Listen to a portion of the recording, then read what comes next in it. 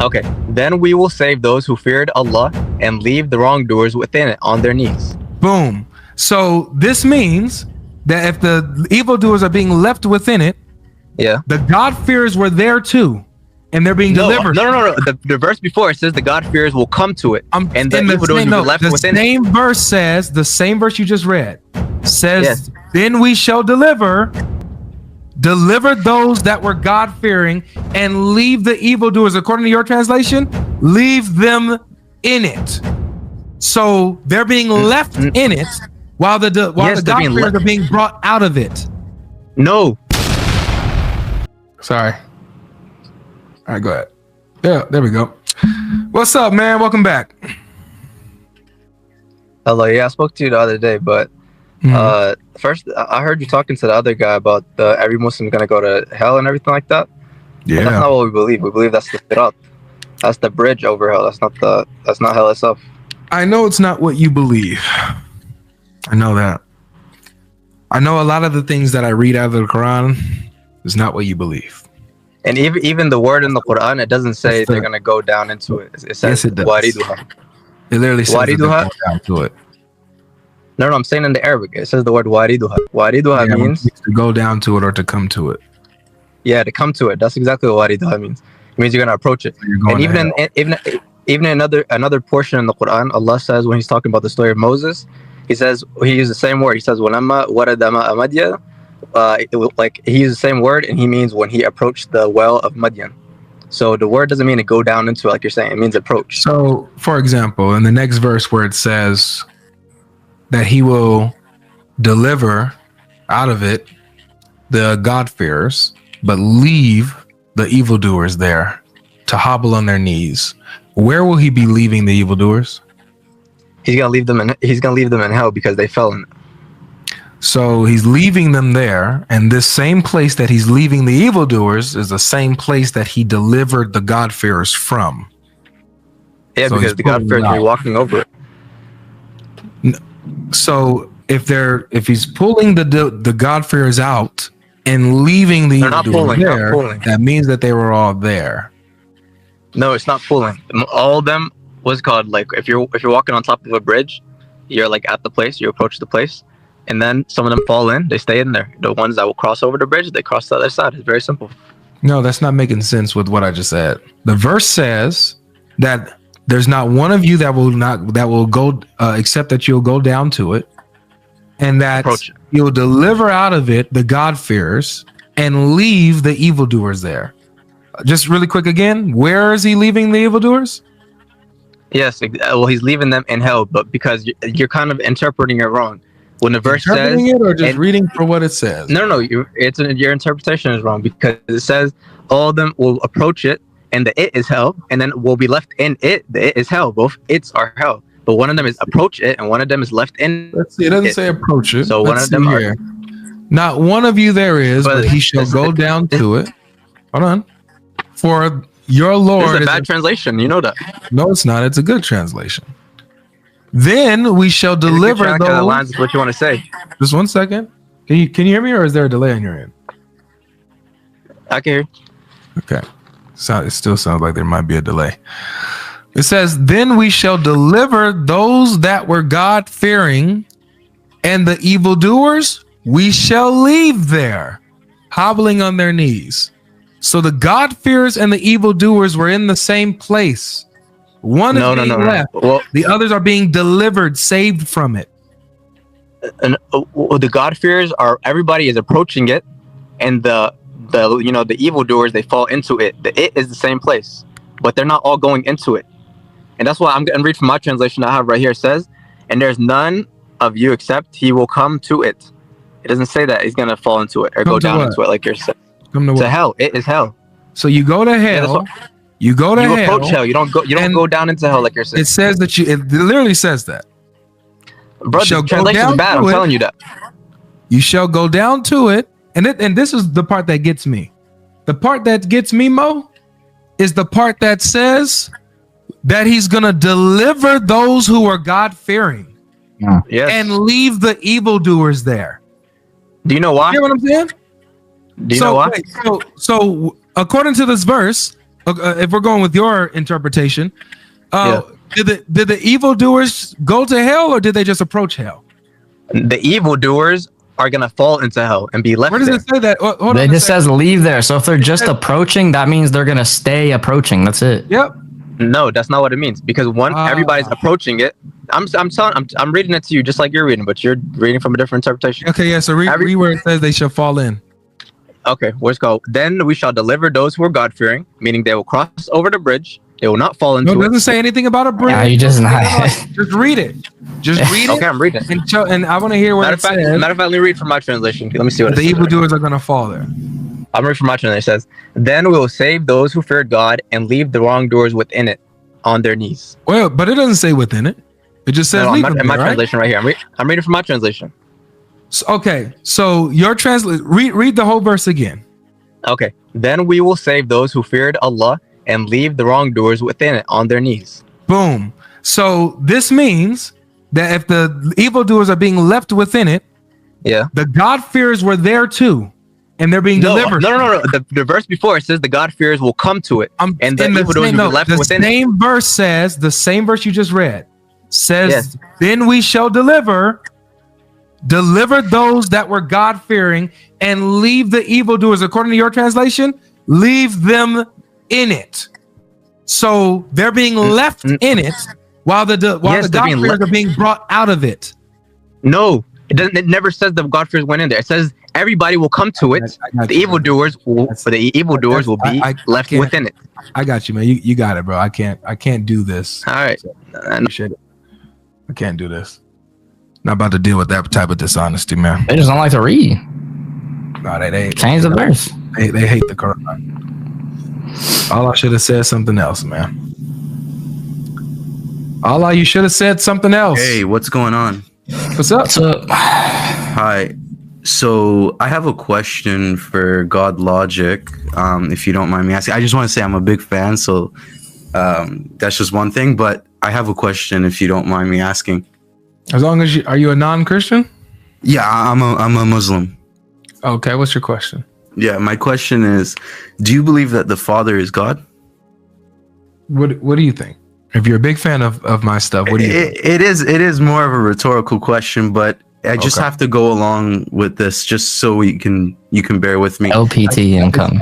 I disagree. Just give me your argument. Wait, you don't agree that the Father is God? No, it's not. I don't agree with what you're saying. That you're like, we need to go through these like little. We don't got to do that. You know what I believe? Faith is a foundation of building, right? So we have to talk. We have to, establish if you believe that. If you want to stay on the stage, my friend, please do me this favor. All right. Don't play games with me. Okay, no games. No rhetoricals. Here we go.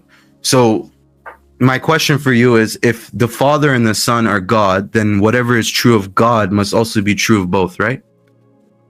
No, because God's not a univocal term. Exactly. That's why I asked, what do you mean by God, bro? Whatever you decide God is, we'll go with your definition. It's not a univocal term. Sorry, say that again. It's not a univocal term. The term God doesn't only have one meaning. It can point to multiple things. Yeah, but whatever is true of God, the being of what God is, must also be true of both persons. So are you asking of the essence? Yeah. Okay, yes. If you're asking whatever is true of the essence must be true of the Father, Son, Holy Spirit, then yes. Okay, so if something is true of the Son that is not true of the Father, then that would be a contradiction, correct? Yeah, only if you're talking about his essence, because we just clarified, if you're talking about everything true of the essence must be true of the Father and Son. Okay, if you give so something is as a the personal essence property, that triune? won't count. What? Is the essence triune? No, triunity is going to be a description. It's not a property. Okay, so how is the Son begotten? The Father is not begotten. That's not identical. That's being a contradiction. begotten isn't a property of the essence. It's a property of the person. As you just said, we were clarifying that it must be a property of the essence for it to be true of all three. But that's what I asked you. I said, whatever is true of God must be also true of both. And we clarified that's the essence. Being begotten isn't a property of the essence. Being begotten is not a property of the essence? No. Okay, so that's a contradiction. You don't realize that, right? What's the contradiction? The contradiction is that for both you know, like let's say the identity of the Father, the identity of the Son, whatever is true of God, whatever you believe what makes God is, must also be 100% true to each and every person subsisting within the we Godhead. said though we're defining God as the essence for this. So that means whatever That's is what I'm true of saying. the essence must be true of the Father. So whatever is true of the essence must be true of the Father, Son, and that's Holy not a Spirit. property of the essence. So if the Father, Son, and so if it's true of the essence, and you saying that the essence is triune, then I didn't say that, dude. I literally said being triune is not a property; it's a description. So give me the property of the essence that one of the persons have that another doesn't. You're asking me a question now? It's your argument. It is my argument, but you're not answering my question. You're just asking me a question. Dude, because you don't understand what you're asking. We are determining that God is the essence in this. So for your argument to be sound, that means you have to give me a property that's of the essence that one of the persons doesn't have. Being begotten, for example. That's not a property of the essence. That's a hypostatic property, bro. That's a Oh property my of the God. person. Yeah, that's a hypostatic property, but you're not addressing the original question I was asking you. That was the original. Are you literally not You're, tracking you're God? conflating essence and personhood right now. No, why not? He's You're trolling. conflating I it. think he's trolling. He's smiling. I think he's trolling. He gotta be. What? You're trolling. Yo, I can hear this. I'm not trolling, bro. I I'm hope being he's trolling. serious, This bro. is crazy. Yeah, I think you're trolling. Thanks. I for saying. genuinely hope so. Yo, that's crazy, bro. Yeah. You So think I'm trolling, bro? And the You, big you have to be, because I don't think you're. I don't want to. I don't. Okay. Wanna think you're dumb. I think asked you're him. What I asked him was, whatever is true of God must also be true of both the Father and the Son. And what did we define God as? Whatever you want to define. So it we as. define it as the essence. So let's replace God with essence. Whatever is true of the essence must be true of the Father and Son, right? Yeah. So give me something that's true of the essence. No, that's no. not. That's what I'm asking you. Is it yes or no? You're not. Yes, everything true of the essence is true of the Father and Son. Okay, so if the essence is triune, It's then the not for the fifth time. The essence is bro. Oh my God. Take care, bro. Take care. He's Take not care. listening. Take care. I think- Triunity is not a property, bro. I think he was trolling. He was trolling. I think I he was. genuinely hope so. He had to be trolling. Lord have mercy. Juan, how you doing? Hi. What's up, man? Hi. Good, are you? I'm good. I'm good. I'm good. What's your religion? I am an agnostic.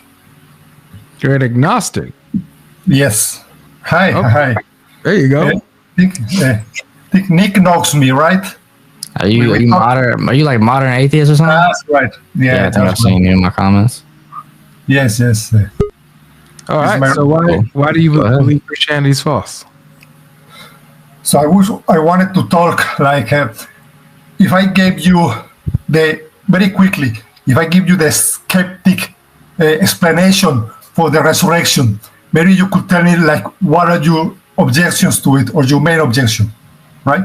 You know what I mean? Okay. So here is what the skeptic broadly says.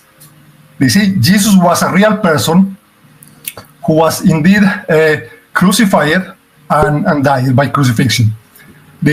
And their disciples, after his death, they had some form of hallucinations, which led them to believe that he had risen from the dead.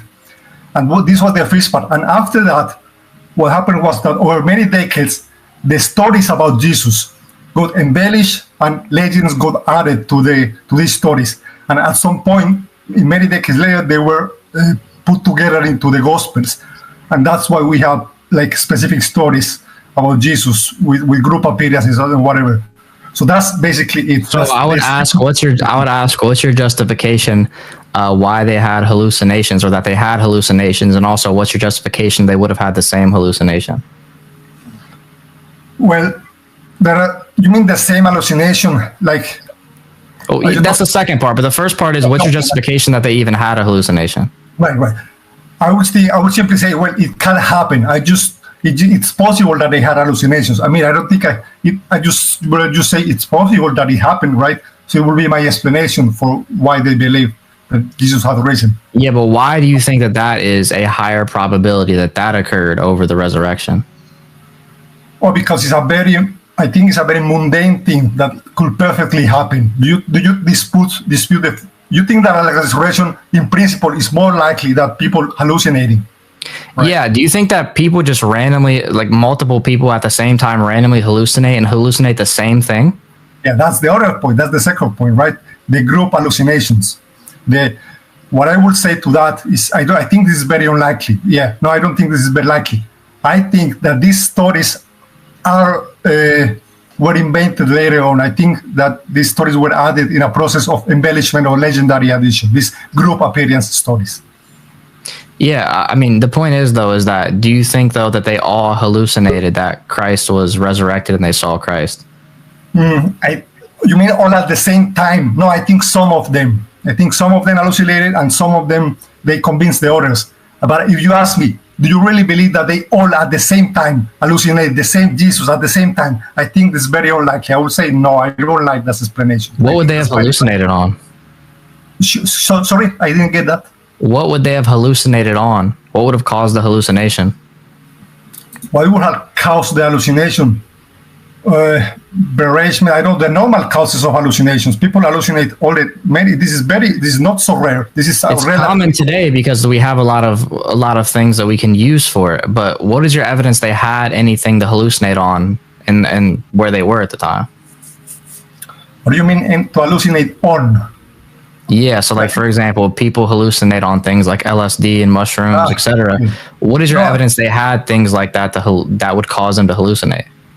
No, I think there is something called bereshment hallucination or grief hallucinations. And it's not just people on drugs who hallucinate. People who are not on drugs also have hallucinations. This is also relatively common, I think. It is not that common to hallucinate that your person that you saw get unalive just walking before you. That's not common. But it does happen. Like if you look at the literature, I mean, it's not going to happen to everybody. But if you look at the literature, for example, Del Allison, a New Testament scholar, he says it's actually more common than people think for people who had someone pass away and to hallucinate this person. He gives many examples of it. There are many. The issue is, though, I don't think you could find anything in history where two or more people hallucinated the same thing after someone died, that they saw the same thing. Unless you can show me that, I don't. In these specific grief hallucinations, I don't think there's ever a time in history where that's recorded. So you could posit that claim, but it's not going to be likely in the fact that it's never been recorded ever in history.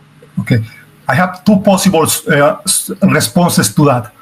One is to say, like, I don't know if you have read the book of Del Allison on the resurrection. There are actually some cases of group hallucinations. It is rare, but there are a family saying that they saw the ghost of a person, and multiple people saw the same. We have the daughter and the mother seeing like the grandmother. Both they say they both together, and so on. We have a few other examples actually. That's one possible solution. And the other second solution, what I think is more likely, what I like the most, I think these stories of all the entire group hallucinated Jesus, they were invented and added to the Gospels later. I don't think they're you would have to prove that they were added to the Gospels later if you can actually give evidence for that. Well, I think, no, I don't have to prove it because you're saying it's like the only possible explanation is a resurrection. And I'm saying it's not. There is another possible explanation that they go. I'm saying you can say that's another possible explanation, but I'm saying, do you actually have any evidence for that claim that these were added later? I mean, I don't see that. Why do I have to? No, I don't have evidence for it, but why do I have to provide additional evidence for that if you don't have to provide? Do you have to provide extra evidence for the fact that Jesus rose from the dead? You know what I mean? What do you mean? The evidence is the Gospels themselves. So we're actually providing evidence. But if you're going to then say, okay, but then those same Gospels we're using as evidence, well, they can't be used because they were later added into, then you have to provide that evidence because you're now making another claim. Well, I don't see why. I mean, I am providing an explanation that explains the same evidence that you have. So you see, we have these stories, and I say the explanation is that they got out later, and you think no, the explanation is that Jesus rose from the dead. But the way I see it, my explanation is more likely. It has a higher prior probability. So it should be prepared. Like based on what evidence is your explanation that the stories came later? What evidence do you have to base that explanation? That's great question. This will get us to human arguments against miracle based on my general background knowledge, or my general understanding of how normal things normally are. Wouldn't you say that miracles are generally unlikely based on our background knowledge? No. No, you think they are very likely. So you go out with the street and you think, it's very likely that a miracle will happen. You think these are likely. But what does that have to do with the story being late to the event? It answers the question of which scenario is more likely, that the story got added later, or that a miracle, an actual miracle happened. Yeah, what would be your evidence that it came later? That's my question. That's his question. I say it's a perfectly plausible thing to postulate, so I don't need additional evidence. You know, you do. You need to demonstrate why it's plausible and why that's actually the case. Well, I don't see any reason why it will be implausible. Really, for example, it's plausible because you know why what it means for something to be plausible. It means that it can happen, right? That's all it means. So, what is the evidence? Is it plausible that Christ resurrected from the dead? I think because God, it doesn't. I would say no, because it doesn't look like God acts in the world from my background knowledge. So if you're gonna say then that you said something that's plausible means that it's possible to occur. So now you're gonna have to prove that that's what you just said. Yeah, okay, maybe I make a mistake. Plausible and possible are not exactly the same thing. So maybe I made a mistake when defining plausible. Yeah, maybe I make a mistake. Plausible is like it has a certain high good probability of happening that is not like super low. I don't know. I'm not sure how to define the word, but it's not exactly. You have to prove how you're calculating the probability of these things then. What are your thoughts on the creed of 1 Corinthians 15 being the scholars saying that's within a creed within the first 3 years of the resurrection? Yeah, I think that's probably the best evidence for the resurrection, because it's early enough. It comes from Paul. It's very early. Scholars date it to within a few years after the resurrection, and it can be seen as kind of mentioning a group appearance, because Paul says it appeared to the 12. So I think it's the good evidence for the resurrection, actually, the creed. So would that eliminate this idea of it being late, and then also it just being hallucinations, especially with because with the examples that you gave of people believing that they saw a loved one who died? Jesus would not have been a loved one to Paul, but he's claiming that he saw Christ resurrected. Oh yeah, but it's not. You don't have. There is more than one way to hallucinate, right? I think you can also hallucinate, and there are also people who hallucinate with religious figures. Like there are many Muslims, for example, that hallucinate with Jesus, right? Because why would Paul, a disbeliever who's against Jesus and who wants to dispel him, hallucinate him about him being alive, seeing him alive, and then that causing him to completely transform his entire life? Yeah, one possible explanation is guilt. There are strong emotions, such as if Paul was internally feeling guilty over persecuting Christians, maybe these strong emotions would have caused him to hallucinate. So there is one possible explanation, but there's no evidence of him feeling guilt. As a matter of fact, he was proud to be doing what he did, and he he says it. He says that he was proud to be doing what he was doing. Like he felt like he had that zeal for the Lord. He felt like he was doing it for God. So he didn't feel guilty. Yeah, well, maybe he just didn't tell us that he was feeling guilty, but he just didn't tell us, right? I mean, it's not like implausible that he will feel guilty over unaliving. Would you agree that all the evidence about Paul points to him? Because we don't have to do the what ifs on this side. You got to do the what ifs and maybe this and maybe that's on your side. But from what we see and what we have, that's clear in our face with the evidence, is that Paul, a disbeliever and an enemy of Christ, who explicitly tells us that he thought that what he was doing was for the Lord and he felt good doing what he was doing for the Lord, but then got knocked off his high horse, which completely transformed him, in him thinking that he saw a resurrected Jesus, which transformed him. Is that more plausible, that he actually saw a resurrected Jesus? I think the most plausible explanation is that he had an hallucination about something that he was thinking about a lot about. He was thinking a lot about Christianity and all. So in his brain somehow made an hallucination over this. Okay. All right. Well, Nick, do you have anything else to say though? No, man, it's just a claim with not really any evidence. So no, not really. Oh well, thank you for coming up and sharing, Juan. I appreciate it. So thank you for having me. Yeah, take care, man. All right, take care.